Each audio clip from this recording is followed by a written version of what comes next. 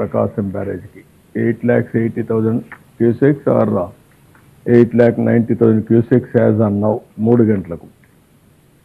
ఇది దీనివల్ల కూడా ఇంకా రేపటికి 10 లక్షలు కానీ 10.5 కానీ వచ్చే అవకాశం ఉంది. కొన్ని దిక్కల వీక్ బండ్స్ ఉన్నాయి, కొన్ని చిన్న చిన్న సమస్యలు ఉన్నాయి. అదే మరిగా బుడమేరు దగ్గర ఏదైతే వీటీపీఎస్ ఉందో అక్కడ కూడా నీళ్ళన్నీ వచ్చి వీటీపీఎస్ వర్క్ కూడా ఆగిపోయి జనరేషన్ ఆఫ్ పవర్ ఆగిపోయింది. అక్కడి నుంచి డైవర్షన్ తీసుకునే వాటరు నేరుగా కొల్లేరు సదస్సు పోవాల్సిన వాటర్ కూడా పోకుండా విజయవాడ పైన పడే పరిస్థితి వచ్చింది. ఇప్పటికే సబ్మెర్జెన్స్లో ఉంది. బుడమేరు యొక్క బ్రీచ్ వల్ల కూడా మళ్ళీ నీళ్లు వస్తున్నాయి. ఇప్పుడు అక్కడికి పోవాలన్నా మాకు పాయింట్ కూడా లేదని చెప్పి ఇరిగేషన్ డిపార్ట్మెంటు గండి పూడ్చడానికి కూడా వీలు కాకుండా ఉంది. దానికి కూడా అన్ని ప్రయత్నాలు చేస్తున్నాం. అదే మరి ప్రకాశం బ్యారేజ్ కిందన ఏదైతే 10 లక్షలు 10.5 లక్షలు క్యూసెక్స్ ఆఫ్ వాటర్ వచ్చినప్పుడు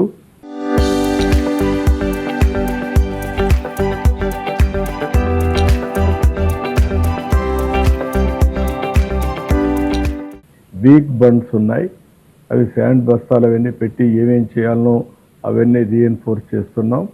కలెక్టర్స్ని అప్రమత్తం చేశాం. వారికి కూడా అప్రమత్తం చేసి ఎంతవరకు సురక్షితమైన ప్రాంతాలకు పంపించాలో పంపిస్తాం. అదే మాదిరిగా బండ్స్ని కూడా ఎంతవరకు స్ట్రెంగ్తెన్ చేయాలనో స్ట్రెంగ్తెన్ చేస్తాం.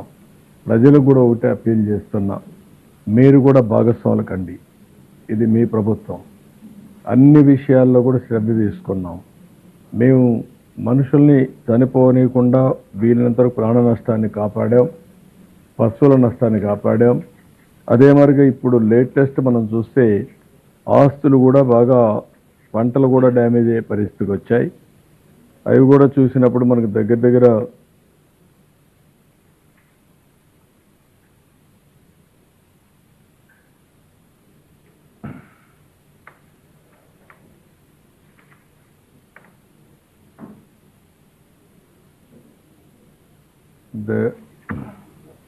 క్రాప్స్ అన్నీ 1,11,259 హెక్టార్లు అగ్రికల్చర్ పంటలు దెబ్బతిన్నాయి. హార్టికల్చర్ అయితే 7,360 హెక్టార్లు దెబ్బతినింది.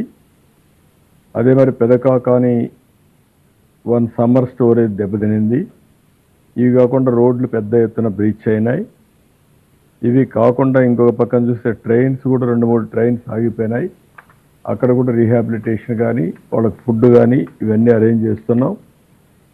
అయితే కార్యక్రమాలు అయితే ఆన్ వార్ ఫుటింగ్ జరుగుతున్నాయి. 107 క్యాంపులు కూడా పెట్టారు. ఒక 17,000 మంది క్యాంపుల్లో తీసుకొచ్చారు. కొంతమంది రామన్నా ఇష్టం లేకపోయినా వాళ్ళందరినీ తీసుకొచ్చి, ఎందుకంటే ఎక్కడ కూడా క్యాజువాలిటీ జరగకూడదనే ఉద్దేశంతో ఇది కూడా చేయడం జరిగింది. అన్ని ప్రికాషన్స్ తీసుకున్నాం.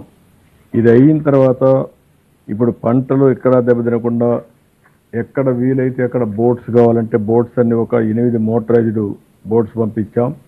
2 చాపర్లు కూడా పనిచేస్తున్నాయి. ఇవన్నీ కూడా పర్ఫెక్ట్గా కోఆర్డినేట్ చేసి మొత్తం ఎక్కడికక్కడ తీసుకోవాల్సిన అన్ని చర్యలు తీసుకొని కంట్రోల్ చేస్తున్నాం.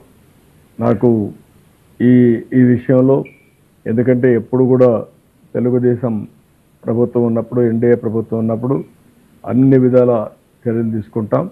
ప్రాణ నష్టం లేకుండా కాపాడుతాం. ఆ తర్వాత రీహాబిలిటేషన్ కూడా, రెస్క్యూ అయితే చేయగలిగాం. రిలీఫ్ అయితే ఇప్పటి నుంచి ప్రారంభం అవుతుంది. రిలీఫ్ కూడా కొంత పెంచాం. పెన్షన్ రిలీఫ్ కూడా మేము అనౌన్స్ చేస్తాం.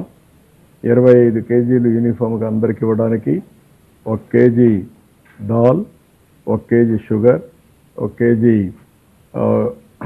ఉల్లిపాయలు, అదే మరి 1 కేజీ పొటాటో, ఆయిల్ 1 కేజీ, ఈ 5 కమాడిటీస్ 5 కేజీలు, 25 కేజీలు షుగర్ కూడా ఇస్తామని చెప్పాం. అది కూడా చెప్పాను నేను. ఇవి ఇచ్చిన తర్వాత ఎవరైతే వీవర్స్ ఉంటారో వాళ్ళకి పనులు చాలా రోజులు, 1 నెల 2 నెలలు ఉండవు కాబట్టి వాళ్ళకి ఎక్స్ట్రాగా 25 కేజీలు 50 కేజీలుగా ఇస్తున్నాం.